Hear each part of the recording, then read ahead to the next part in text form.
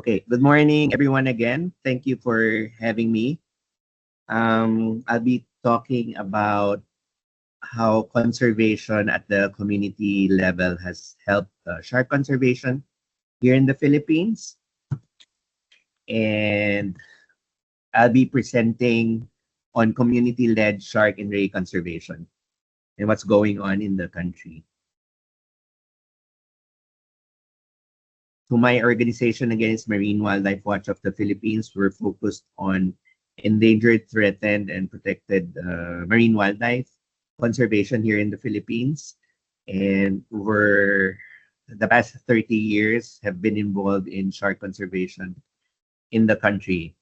And just to give you a background on our shark resources in the Philippines, there is evidence that we've had uh, prehistoric sharks.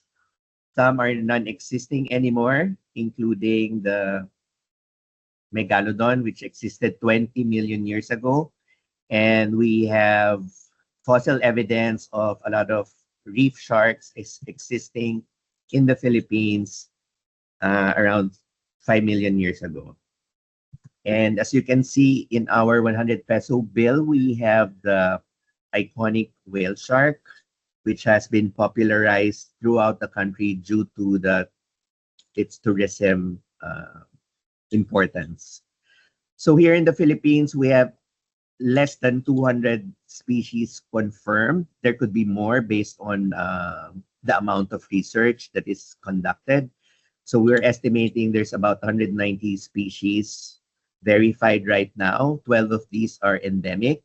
And if you look at the IUCN threatened list, half of these shark and ray species are in the threatened category. So that's about 95 species. But out of these 95 species, only 58 are protected by law. And these are posters that you can download from our website. And it shows all the protected shark species here in the Philippines.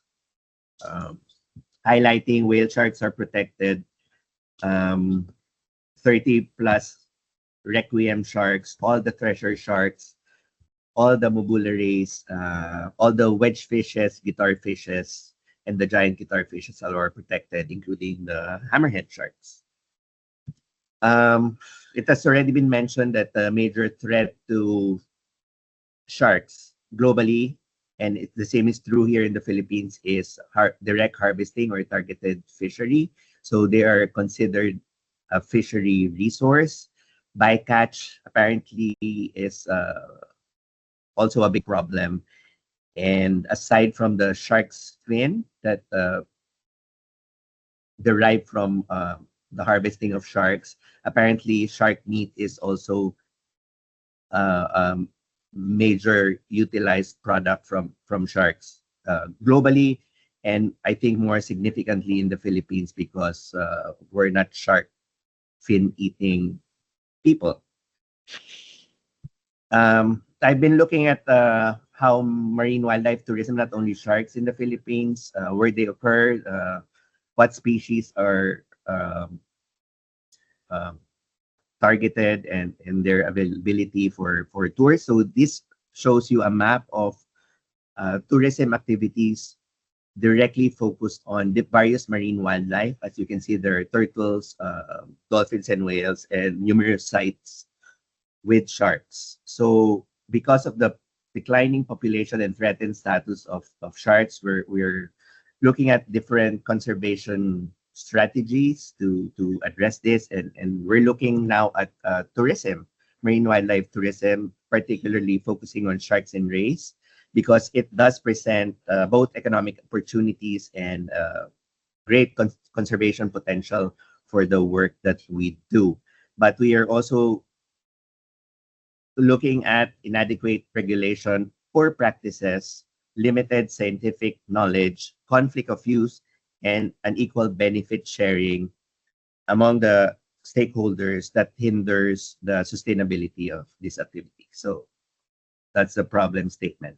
So I want to take you to 3 or 4 sites in the Philippines where shark tourism has been a staple. And the first one would be the whale sharks of Donsol, Sorsogon. It was established in 1998. It's a community-led conservation-focused project started out by WWF in the Philippines. Most of the community actors would be the tour guides and the boat operators, and the activity in Donsol Sorsogon is regulated by the local government. And when the project started out in 1998, Donsol was considered a fifth-class municipality, and maybe about a decade ago until today, because of the tourism that stimulated economic growth in the area, the municipality is now classified as a third-class municipality. So this activity has been going on for decades now, and what I'm seeing are the activity is actually threatened by one, competition with other sites. There are other whale shark destinations in the Philippines, resulting to not enough tourists coming to the sites, and one of the factors that has been identified is the decrease in sightings of sharks in the area. So Donsol is a natural feeding area for sharks. So whale sharks aggregate in the area as early as November until May of each year. So, but the tourism activity is still going on. I think at its peak, it has been getting around 20,000 tourists a year. So another site I want to focus on would be the site where you can regularly scuba dive with treasure sharks. And this is off Malapascua Island. They have two shoals. One is Monad Shoal and one is Kimud Shoal. And the treasure sharks on a daily basis go to these sites as cleaning stations to be cleaned by reef fish. So this was established earlier on, as early as 2009.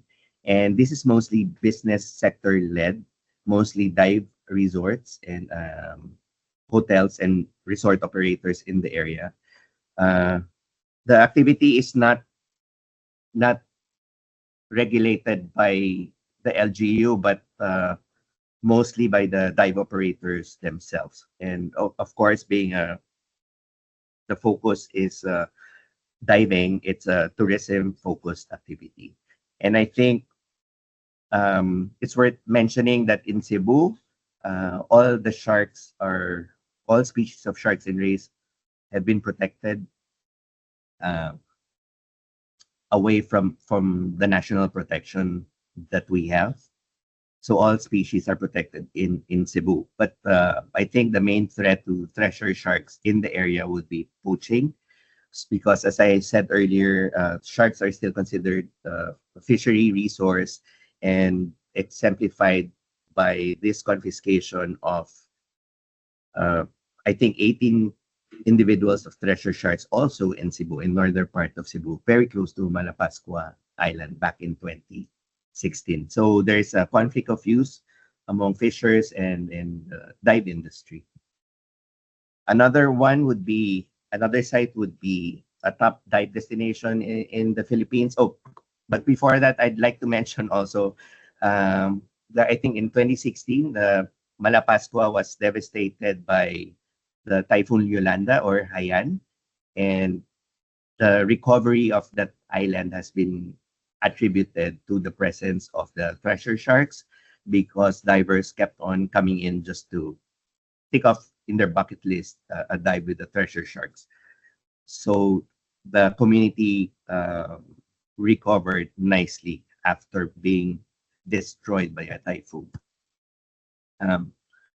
Another site which has a different setup is a top dive destination in the Philippines, which is Tubataha Reefs.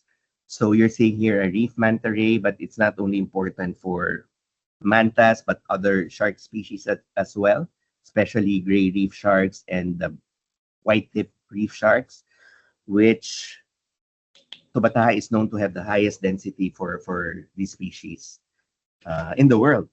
And since it's a managed protected area, activities are regulated very strict. So it's a conservation uh, focused type of management. And since a lot of things are controlled within the park, I would say the main threat would be external threats like pollution, including the climate crisis. The site is only accessible by liveaboard dive boats.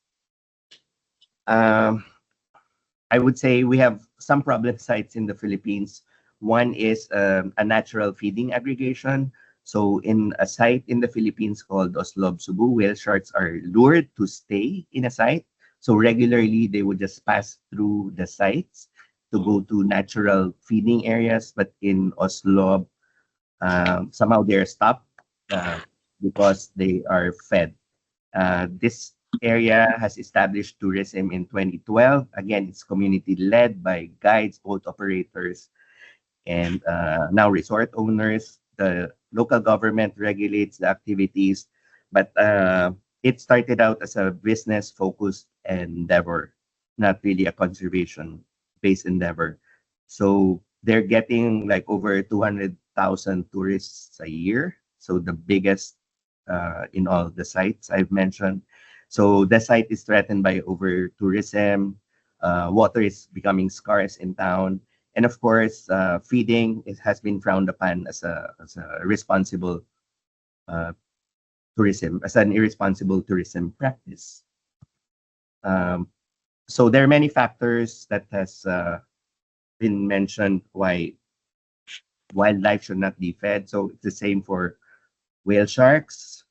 I won't go to the details, but the Philippines, to reduce the tourism impacts on protected marine wildlife, has come out with a joint memorandum circular in 2020, which provides rules and regulations governing the conduct of marine wildlife tourism interaction in the Philippines. So for sites dedicated for tourism activities, the national government is also regulating it based on number of people in the water, based on number of boats, based on the duration of interaction, and I think mostly based on the zoning, as you can see in the illustration, like how far from the animal a person should be.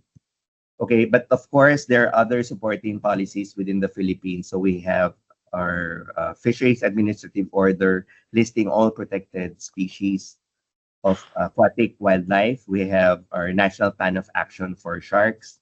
And recently, we have our Shark Conservation and Fisheries Management Framework, which all supports the development of tourism based on these species in the Philippines. So it's widely known that tourism, if done properly, focusing on sharks, various species, has a lot of benefits for conservation, for the habitats, incentivizing the income and economic benefits from this. So it's not only workers in the tourism industry, but also the local government and even the tourists will have a heightened awareness when exposed to the natural habitats and to these animals. So there are a lot of benefits. So based on all those case studies, I can see that shark tourism has actually transformed a lot of communities, mostly for the good. But again, there's a lot of problems if not regulated. So regulation is necessary, which we actually have nationally in the Philippines, but needs to be adopted at the local level. I've noticed that for those that started out more like a business than a conservation activity, there are a lot of problems arising in the sustainability of the activities in the area. So sometimes the species and habitats are compromised if the business is prioritized. So in conclusion, I think at least for the Philippines and the Coral Triangle, we have a few more sites. There's a huge potential for marine wildlife tourism and shark tourism in the country, and which should be applicable to the Coral Triangle region as well. And as demonstrated in most of these communities, it's a very effective supplement to our conservation effort. But I think that should not be the only incentive provided to communities. And I mentioned earlier that we need to give priority on the conservation aspects of the tourism activities more than the business aspects, although both are important. Okay, so in a nutshell, that's what's going on in the Philippines in tourism and shark conservation. So thank you very much.